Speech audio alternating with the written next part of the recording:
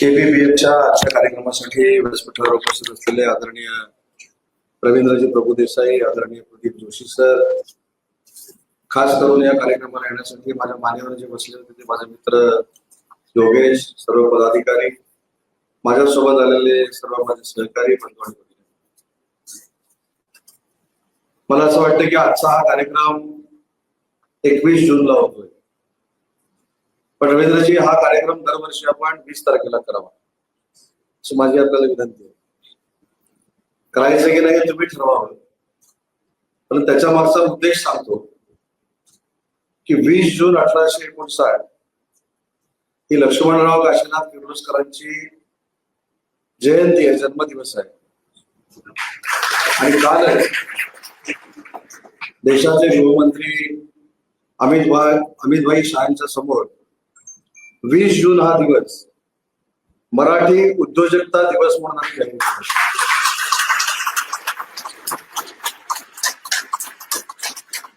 मला असं वाटतं की लक्ष्मणराव किर्लोस्करांचं आणि तुमचं सगळ्यांचं, आपल्या सगळ्यांचं नातं हे अतिशय जवळच आहे.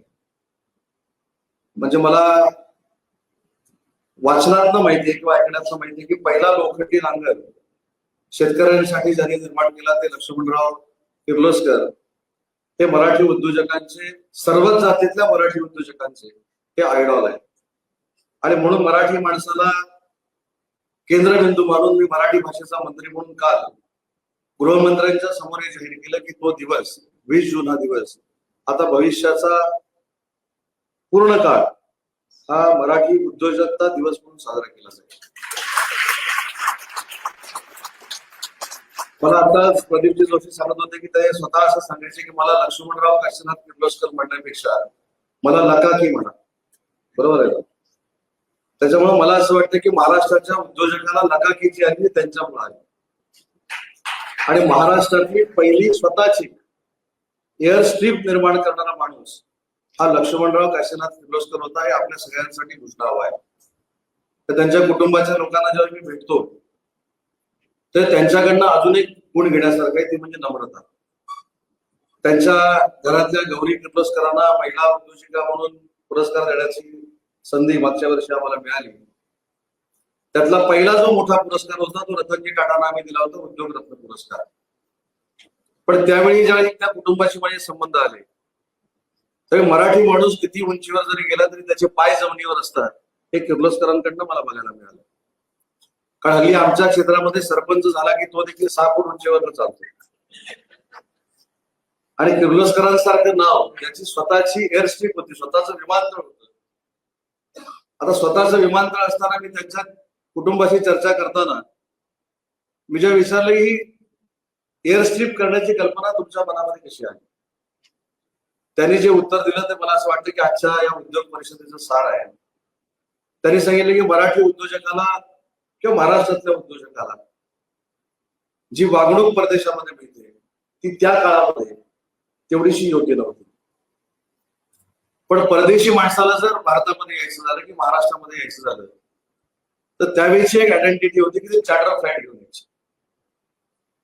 आणि मी किर्लोस्करांनी विचार केला की मुंबईच्या एअरपोर्टवर उतरवण्यापेक्षा, अन्य कुठच्या एअरपोर्टवर उतरवण्यापेक्षा एखादा उद्योजक जर आला तर तो किर्लोस्करांच्याच विमानतळावर उतरतो, अशा पद्धतीचं वातावरण जर तयार झालं तर किर्लोस्करांची म्हणण्यापेक्षा महाराष्ट्रातल्या उद्योजकांची उंची वाढेल आणि त्याच्यातनं ती एअरस्ट्रीप निर्माण झाली.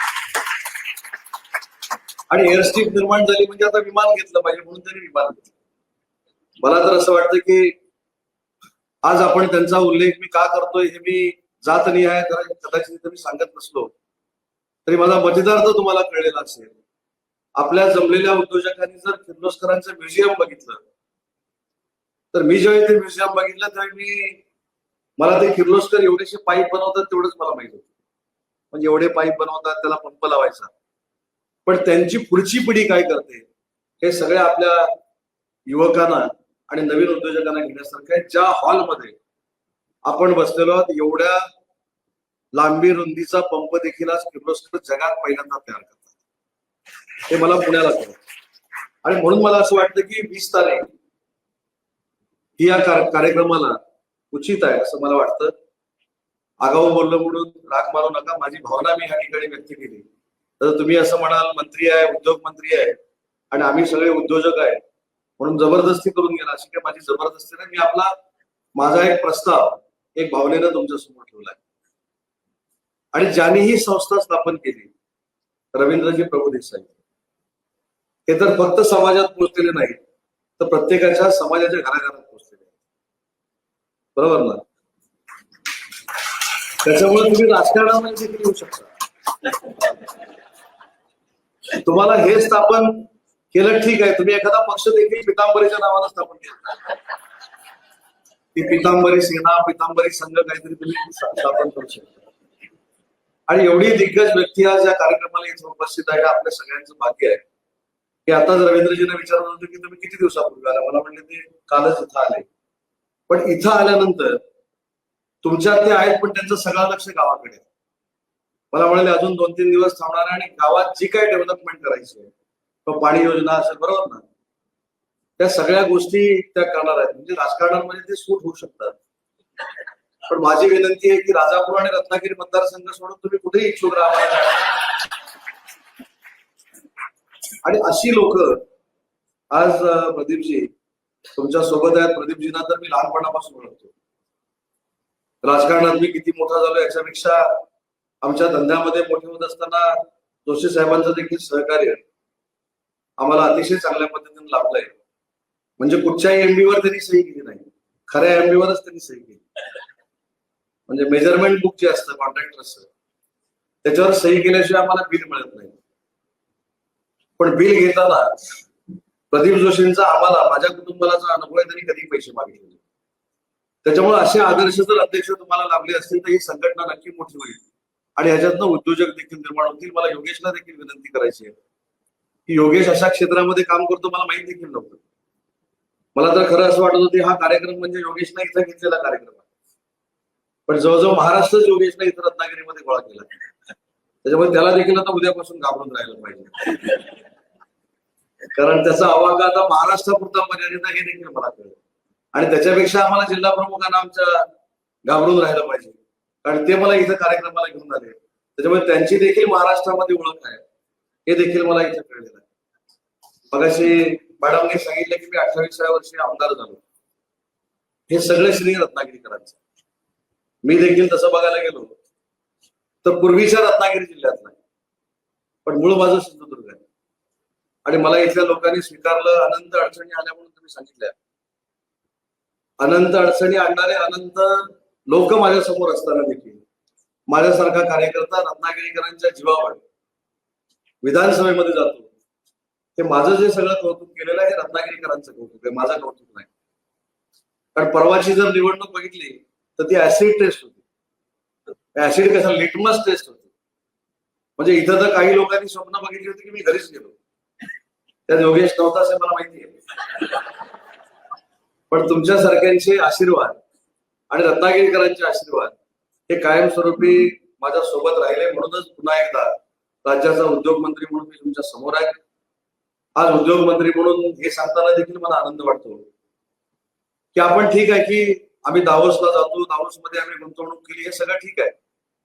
परंतु 2 वर्षापूर्वी अजून एक संकल्पना मी या महाराष्ट्रासमोर आणली आणि ती संकल्पना होती की जिल्हा स्तरावर उद्योजकांना रेड कार्पेट दिलं पाहिजे. त्याचा परिणाम असा झाला की आम्ही दावोसला 15 लाख कोटीचे एमओयू केले, 8 लाख कोटीचे मागच्या वर्षी केले, त्याच्या अगोदर 2 लाख कोटीचे केले. पण आपल्या स्थानिक उद्योजकांनी महाराष्ट्रामध्ये मागच्या वर्षी 96,000 कोटीचं एक्सपान्शन केलं आणि या वर्षी 1,25,000 कोटीचं एक्सपान्शन केलं. म्हणजे महाराष्ट्रातला उद्योजक हा कुठेही कमी नाही हे आमच्या उद्योग परिषदेमधनं दिसलं. आणि प्रदीपजी, माझी तर परमेश्वराकडे अशी मागणी आहे, एक साकडा आहे की या परिषदेतला एक तरी उद्योजक असा तयार व्हावा की भविष्यामध्ये त्यानं दावोसला जाऊन निवडून करावं. म्हणजे आमच्या जिल्हा स्तरावर पण नाही तर ह्या परिषदेचं सार्थक आहे. दावोसला ज्यावेळी मी जातो, अनेक एमडीला भेटतो, अनेक सीओना भेटतो, अनेक पंतप्रधानांची आमची चर्चा होते, अनेक मुख्यमंत्र्यांची चर्चा होते. पण या चर्चेमध्ये तुमच्या संघटनेतला माणूस जर दावोसला एमओयू करणारा ठरला तर त्या भेटीपेक्षा सगळ्यात मोठा आनंद हा आहे की माझ्या महाराष्ट्रातला माणूस आणि विशेषतः कोकणातला माणूस किंवा तुमच्या संघटनेचा माणूस डावॉसमध्ये एमओयू करू शकला. आणि त्याच्यामुळे आपलं टार्गेट देखील मोठं असलं पाहिजे. टार्गेट मोठं असलं, कारण मी काम करताना मला माझे सहकारी अनेक आले. मला त्यावेळी 25 वर्षापूर्वी काही नेत्यांनी सांगितलं तू पंचायत समितीची निवडणूक लढ. मी त्यावेळी आगाऊपणानं असं बोललो होतो, मी लढलो तर आमदारकीच लढेल. पण ते माझ्या स्वप्नात पण नव्हतं आमदारकी लढायचं. पण सकारात्मक दृष्टिकोन जर डोळ्यासमोर असेल तर आपण चांगलं टार्गेट अचीव्ह करू शकतो. ते अनेक लोकांनी विशेषतः किर्लोस्करांनीच आपल्याला दाखवून दिलेलं आहे. त्याच्यामुळे आपल्याला दुसरं कुठच्या आयडॉलची गरज नाही. उद्योग क्षेत्रामध्ये मोठं व्हायचं असेल तर आपल्याला लक्ष्मणराव किर्लोस्कर हा जर आयडॉल ठेवला, ही जर व्यक्ती आयडॉल ठेवली तर भरपूर काही आपण आयुष्यामध्ये कमवू शकतो. एवढा संकल्प आज या कार्यक्रमाच्या निमित्तानं आपण करावा. दुसऱ्या दिवशीचा कार्यक्रम असताना आदल्या दिवशी उद्घाटनाला येणारा पहिला नेता तुम्ही बघितला असेल, बरोबर. आम्ही जे काय आमच्या पक्षात करतो ते सगळं वेगळंच करतो. हे तुम्ही 3 वर्षापूर्वी देखील बघितलं असेल, बरोबर आहे की. त्याच्यामुळं मला असं वाटतं की खरं माझ्या येण्यानं त्रास झालाय की आनंद झालाय मला माहित नाही, कारण उद्या मी उद्घाटनाला येणार होतो. पण योगेशनं मला सांगितलं की आलंच पाहिजे. योगेश मला सांगत होता काही करा आणि काहीतरी बोलताना व्हिडिओ करून पाठवा. तर मगाशी मी त्यांना म्हटलं आता मी जर बोलवलंच आहे तर मी खरं काय बोलतो आणि खोटं काय बोलतो तर लोकांना समजून येतं. मी डायरेक्ट बोलतो, आता व्हिडिओ टाकायची काही आवश्यकता नाही. आता परत व्हिडिओ नको ना. नाही, वेळ पाठी पुढे झाली तरी मी शब्द पाळतो. त्यामुळे आश्चर्य आहे ना की 24 तास नंतर उद्घाटन असताना 24 तास माणूस अगोदर येतो. हा नवीन इतिहास आम्ही लिहिलाय आणि ते रत्नागिरीतच होऊ शकतं, बाकी कुठं होऊ शकत नाही. पण आज आनंद आहे की आज मी या कार्यक्रमाला येताना काही राजकीय आलो नाही. तुमच्याच कुटुंबातला एक आलो, योगेशचा मित्रामुळे इथं आलो. इथं तुमच्या सगळ्यांशी संवाद करण्याची संधी मला मिळाली. अनेक लोकांचं दर्शन घेण्याची देखील संधी मिळाली. खरोखर माझ्या नशिबातलं भाग्य आहे की महाराष्ट्रातली अनेक लोक आज मतदारसंघामध्ये येऊन माझं मार्गदर्शन ऐकतात, माझ्याशी संवाद करतायत. त्याच्यापेक्षा मोठं भाग्य हे असू शकत नाही. आणि म्हणून तुम्हाला सगळ्यांना धन्यवाद देतो. माझा सत्कार केला त्याबद्दल मनापासून धन्यवाद देतो. त्या सत्कारामध्ये एवढ्या वस्तू होत्या, एवढा मोठा सत्कार होता, फक्त पितांबरी राहिली होती. ती दिलं असतं तर अजून काम सोपं झालं असतं.